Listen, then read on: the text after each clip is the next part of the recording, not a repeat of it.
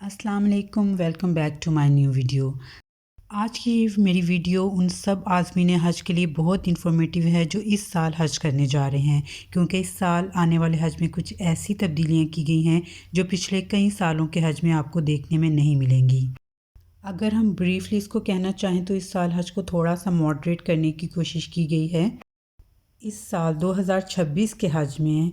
Hajj committee of India کی طرف سے کچھ ایسے چینجز کا ذکر کیا گیا ہے جن میں سے بیسک کا ذکر ہم یہاں پہ کریں گے، اور اس بدلاؤ سے کون سے پازیٹیو اور نیگیٹو ایفیکٹس حاجیوں پہ پڑیں گے یا حاجیوں کو بھگتنے پڑیں گے، اس پہ بھی ہم بات کریں گے۔ اس سے پہلے عزیزیہ بلڈنگز کے حوالے سے تھوڑی سی بات کر لیتے ہیں۔ عزیزیہ کا جو علاقہ ابھی آپ کو سنسان اور ویران نظر آ رہا ہے، لیکن حج کے دنوں میں یہاں پہ ایسا نور اور رونق برس رہی ہوتی ہے، یہ صرف وہی فیل کر سکتا ہے جس کو یہاں پہ رہنے کا موقع ملتا ہے۔ عزیزیہ میں کم و بیش ساری بلڈنگز پورے سال خالی رہتی ہیں، لیکن جو ہی حج کے 4-5 مہینے سے پہلے ہی اس پہ کام ہونا شروع ہو جاتا ہے، جیسے کہ جنوری کا مہینہ سٹارٹ ہوتے ہی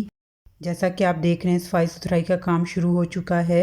اور جو چیزیں مرمت ہونے والی ہیں ان کو مرمت کیا جا رہا ہے۔ جو کارپیٹڈ بلڈنگز تھیں ان میں سے سارے کارپیٹ کو اٹھا کر واش ہونے کے لیے بھیجا جا رہا ہے۔ یہ سب اس وجہ سے ہوتا ہے کیونکہ پھر سارے کنٹریز جو ہوتی ہیں وہ عزیزیہ بلڈنگ کو خریدنا شروع کر دیتی ہیں، مانو کہ رینٹ پہ لینا شروع کر دیتی ہیں اپنی اپنی حاجیوں کی تعداد کے حوالے سے۔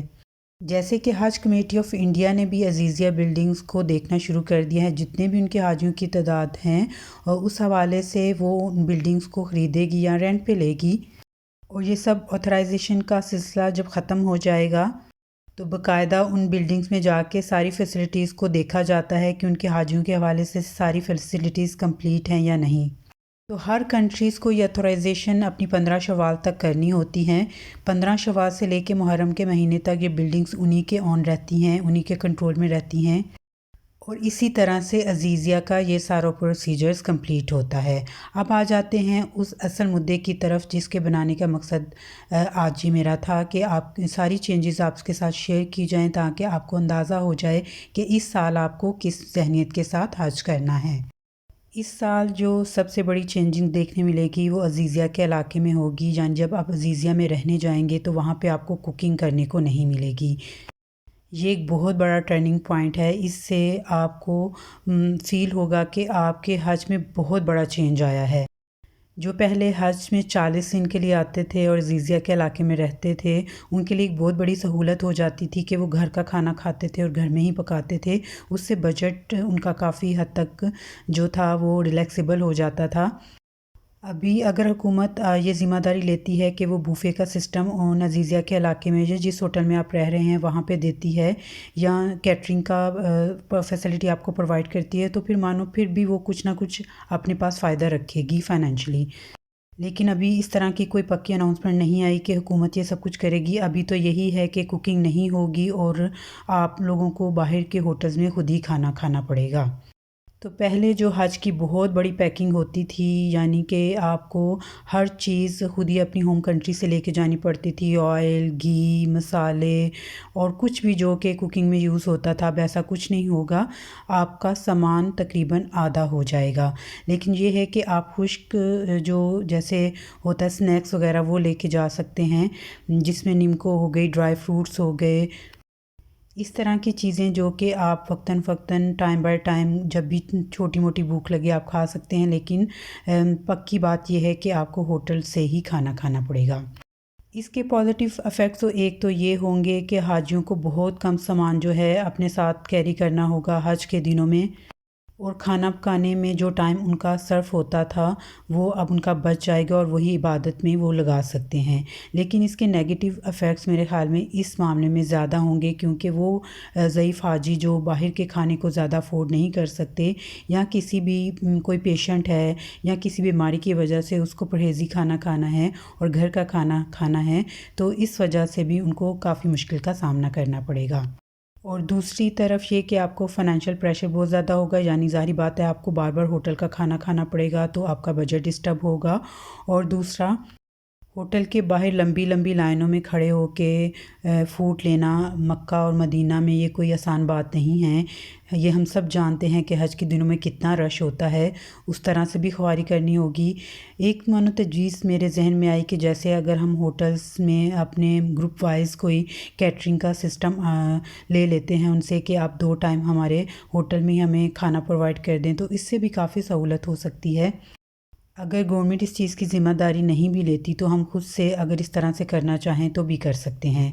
یہ ظاہری بات ہے ابھی فرسٹ ٹائم ہے اور وہاں پہ جا کے اس سال پتہ چلے گا حج پہ کہ اس سلسلے میں اور کس طرح کی امپرومنٹ ہم کر سکتے ہیں اور اس معاملے کو آسان بنایا جا سکتا ہے۔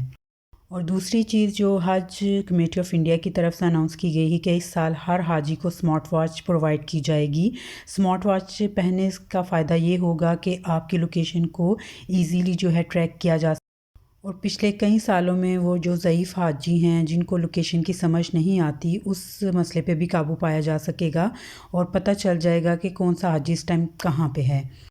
یہ بات تو کنفرم ہے جو بہت زیادہ ضعیف ہیں یا پڑھے لکھے حاجی نہیں ہیں ان کو سمارٹ واچ کے فنکشنز کو سمجھنے میں بہت زیادہ مشکل پیش آئے گی، وہ شاید نہ بھی سمجھ سکیں، لیکن اس کا فائدہ یہ ہوگا جو مس پلیسنگ ہوتی رہی ہے اس پہ قابو پایا جا سکے گا۔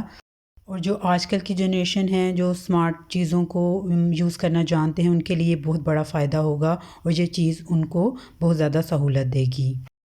اس سال یہ چیز بھی دیکھنے میں آئے گی اور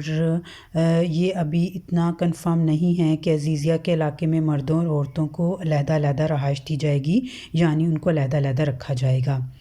ابھی 100% یہ بات کہاں تک کنفرم ہے یہ حج کے پہلے دنوں میں کنفرم ہو جائے گا، لیکن یہ گورنمنٹ سارا کچھ کیسے انتظام کرے گی یہ ان پہ ڈپینڈ کرتا ہے، کیونکہ اتنی بڑی تعداد میں مردوں کو عورتوں سے علیحدہ رکھنا شاید پاسبل ہو، لیکن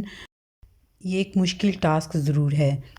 اس کا جو پازیٹیو امپیکٹ ہے وہ تو ہمیں بعد میں ہی دیکھنے کو ملے گا، لیکن نیگیٹیو ایفیکٹ جو سامنے آ رہا ہے وہ یہ ہے کہ اگر ایک فیملی میں ایک میاں بیوی جا رہے ہیں حج کے لیے تو پھر بار بار ان کو کوارڈینیشن میں بہت بڑا مسئلہ ہوگا، کیونکہ پہلے تو آپ ایک اکٹھے آپ کو روم ملتا ہے، یا اگر آپ کو ایک روم میں اور دوسرے روم میں آپ کی لیڈیز ہوتی ہیں، ایک روم میں مرد ہوتے ہیں، تو تب بھی کوارڈینیشن میں کوئی مسئلہ نہیں ہوتا تھا۔ لیکن اب کیسے یہ سارا کچھ انتظام ہوگا اور حکومت اس کو کیسے آگے لے کے چلے گی، اس کے جو ہے امپیکٹس ہیں ایفیکٹس ہیں وہ تو ہمیں اس چیز کے کرنے کے بعد ہی نظر آئیں گے۔